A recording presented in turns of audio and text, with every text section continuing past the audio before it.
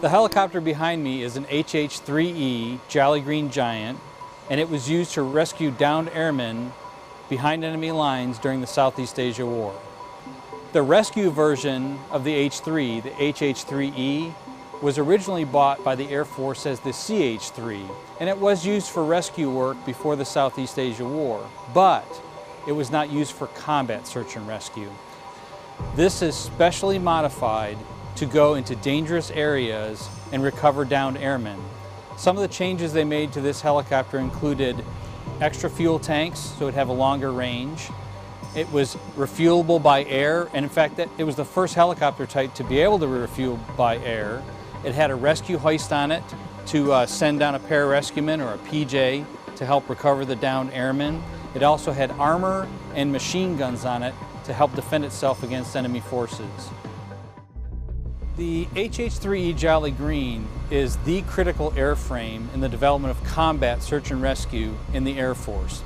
Helicopters had been used to rescue personnel actually beginning in World War II and continuing in Korea and into Southeast Asia, and sometimes in a combat situation. But when we're talking about a rescue package that includes strike aircraft, refuelers, things like that, the real capability that we think of as combat search and rescue, the HH-3E Jolly Green was the first platform to do it. The methods used by Air Force rescue forces in the Southeast Asia War was well honed.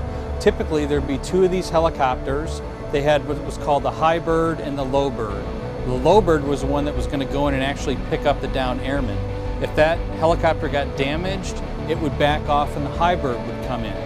And then giving cover over these rescue helicopters were A-1 Sky Raiders, and they were nicknamed Sandys. And there'd typically be 4 of those, and they were very, very heavily armed. They would have bombs, rockets, things like that, and they would suppress the enemy forces.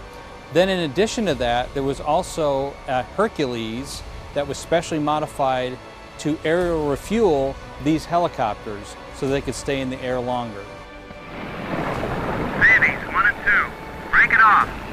The Jolly Greens just picked up the survivors.